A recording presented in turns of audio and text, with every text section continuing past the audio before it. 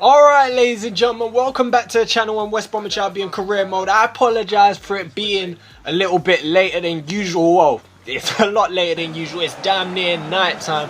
But, well, that's if it actually goes up right now.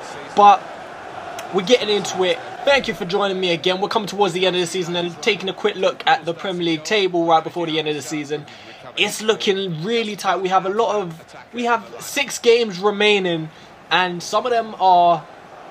they're big games, especially the opponents that we're playing against. We have 2 derby games, one against Aston Villa in this episode, and one against Stoke in the next episode, which I believe is the final Premier League game of the season. So 2 of our rivals can actually deny us the opportunity to finish in the top 4. But we start off against Newcastle right here. We need to get the job done in this match. 20 minutes in, we play Saido Berahino in behind the defence, and his shot is saved by the keeper. There were a lot of chances in this episode, but not always a lot of goals necessarily, but we did manage to take the lead early on in the, well, I say early on in the video, not early on in the game, when Saido Berahino found his way into the box and his left-footed shot was driven into the back of the net past the goalkeeper. Saido Berahino has not had too many chances this season to actually show what he can do, but not scored too many goals. Now he's popped up and scored a pretty important one.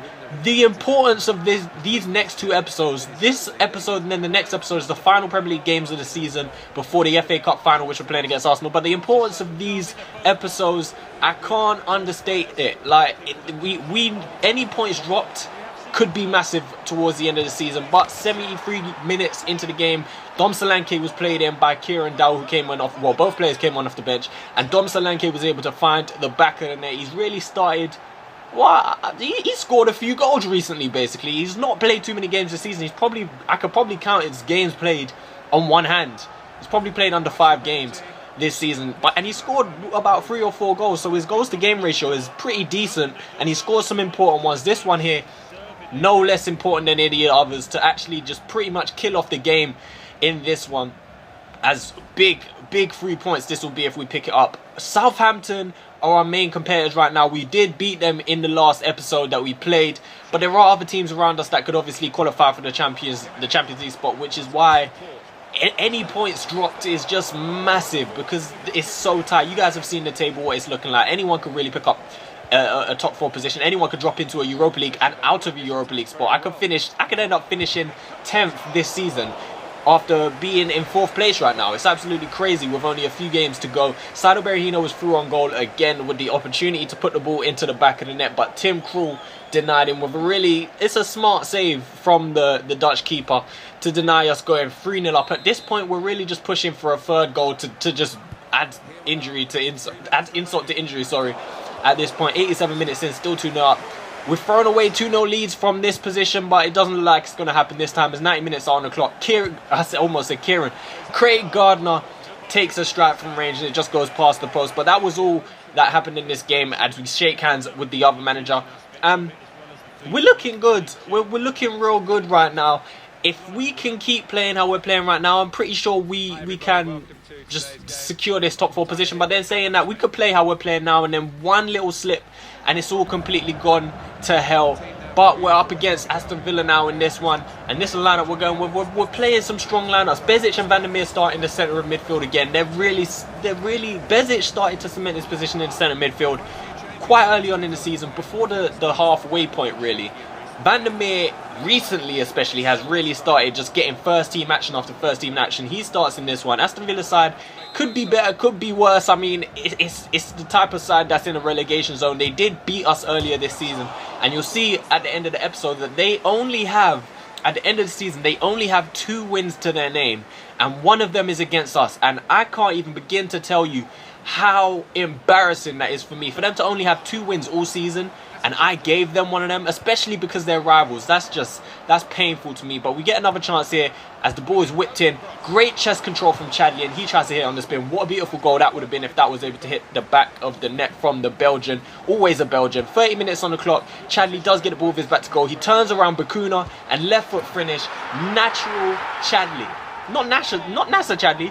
Natural Chadley. typical Nacer Chadli. We've seen him do that so many times in this series, especially when he's playing left striker position. He gets the ball with his back to goal. He spins off the defender, uses a bit of pace and just close control dribbling really, and then the left foot strike across the keeper. We've seen it so many times into the back of the net as Nacer Chadli puts us 1-0 up against Aston Villa. We went 1-0 up against them last time we played them in the live fixture. We didn't win that game. They came back from 1-0 down to beat us 2-1. Hopefully we can get the result this time. And well, I say hopefully, we need the result. Anything less than 3 points against Aston Villa is not only embarrassing, but could also be destructive for our season. But yet again, Nacer Chadli with an almost identical finish with the left foot across the keeper into that bottom corner right after we scored the first. 40 minutes on the clock. Victor Moses again comes to celebrate with Chadli. So many, it's deja vu right there. Not only was it the same goal scorer, the same foot, the same corner, but it was the same man coming to celebrate with him as Mo Bezic just slides in a nice ball in between the two defenders right there. Chadli, he's taken it magnificently. In the next episode, I'm going to leave another poll like I did last episode. I'm going to let you guys vote for your player of the season, so make sure you're around to do that. I'm going to select the players, obviously, who are in the running, but you guys can vote and judge who your who your player of the season is. Last season, it was joint between Chadli and Ben Foster. I'm assuming Chadli will be your player of the season again, but to be honest, it might be controversial, but Van der Meer might even be in there. He's only started playing from the halfway point in the season, but he's been pretty good since he started playing. I think it's a little bit too much for him to be in there. But 64 minutes on the clock, a beautiful pass is played in by Nolan Rue, I think it was. And Munayin gets in the Aston Villa box and he puts it into the back of the net very confidently. It's a beautiful pass, is it? It's not Munayin. I think it's Kieran Dowell who slides it in. Beautiful pass. He's another one. I know we've only got Kieran Dowell on loan.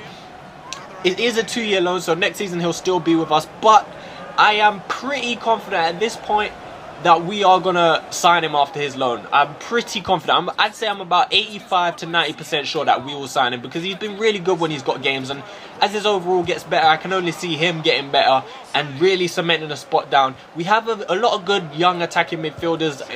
Edwards on loan at the moment is one of them. We have players like Chadli. Obviously, we're going to look to sign other attacking midfielders probably in the future.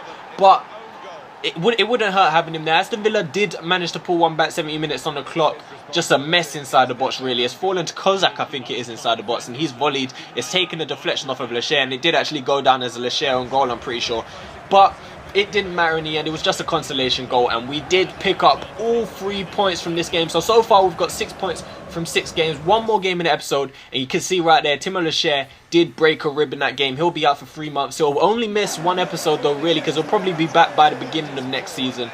And we have the final game of the episode right here. And we are playing against Manchester United at the Theatre of Dreams. We did beat them in the FA Cup here. We can do it again. And I know that we can't be really dropping points at this point of the season, but if we did get a draw from this game, I guess it wouldn't be the end of the world. It wouldn't be completely terrible because they are still Man United. They do have players. Lacazette getting a rare game this season. He's not played much games for Manchester United this season. I have been keeping an eye on him. I'm not even going to lie. But maybe sometime in the future when we got more money, we can afford Lacazette. But the first opportunity given to Manchester United, and it's a cross again. We just can't defend against the crosses. We struggle so much when the ball is put into the box. Doesn't matter how good our defenders are in the air, the marking is just poor. But that again comes down to the sliders that I'm using. I've taken down my marking substantially, so things like that are going to happen. It's a lot harder for me to defend. Jack Rose couldn't make a save there, and Paulo Dybala of all players is the one. He scores with a header, putting it past our keeper into the back of the net. So Man United go 1-0 up early in this game, literally the first attack. Dybala with 6 goals in the Premier League season, and you'd think that's pretty poor for a player of Dybala's character, of his caliber. But at the end of the day, Manchester United, if you see their squad, they have so many strikers in their team. It's actually ridiculous. Top class strikers as well. Ibrahimovic still yet to retire, and it doesn't look like he's gonna retire at the end of the season either, because I have checked him out and it didn't say retiring at the end of the season. So he's sticking around, and you see right there within the space of about 8 seconds, not even that, probably 3 seconds, Man United hit the post 2 times and save us from actually going a goal down in that one. 51 minutes in the game, and I think that's our first chance on goal as Santon is denied by the keeper. Our second one comes here as Van der Meer takes a brilliant shot from outside the box. He can hit a ball. His stats ain't great, but he can really hit a ball. The way he's hit that, fierce, swaz on it, just powered straight at the keeper. Well, not straight at the keeper, straight into the corner, but the keeper makes a good save. But we did get back into it after a brilliant header. Absolutely brilliant header. Johnny Evans comes into the team for the injured Timo Lachey. He gives Phil Jones a hug because he obviously misses his time at Manchester United. They both hug Phil Jones, or maybe Phil Jones wants to play for West Brom. We did have rumours of Phil Jones joining us last season sometime. But Johnny Evans, that is a brilliant header to pull us back in this game. He gets his first goal of the season and the series, and now we're pushing for a lead. Van der Meer plays it into Nolan Roux. He's through on goal. 83 minutes on the clock. Roux, left foot shot, is saved well by David De Gea here. And 87 minutes now, Manchester United coming down the other side. It's Chris Smalling who crosses it, and Lacazette puts Manchester United in the lead with only a few minutes left to play. Alexandre Lacazette, I mentioned him at the beginning. He hasn't played too many games for Manchester United this season. Maybe a little bit unsettled, but a goal like that, that's really got to get you going. I mean, it's towards the end of the season, but maybe we could get him going for next season. Disappointing for us. 83 minutes in to concede a goal like that. We need to get one back, but it doesn't look like there's enough time. And you can see right here, Lacazette, it's only his first goal of the season. Like, he's really not been playing any games for Manchester United. He can't be happy, and it's a mess. But you can see right here, we did lose the game to Manchester United, which is disappointing. We're training Van der Meer, and I'm going to leave you with a little squad report, and you're going to be able to take a quick look at the Premier League table. It's a tough defeat to take, but it's still ridiculously tight around there. But take a look at the Premier League table. Make sure you join for the last Premier League games of the season next episode, which should be tomorrow. And there will also be, remember to vote in the poll that will be in that video for your player of the season. Then we have the FA Cup final after that. So I might even upload that on the same day if you guys want to see that. I'm not sure. But I hope you guys enjoyed it. Subscribe or eat the booty. Peace.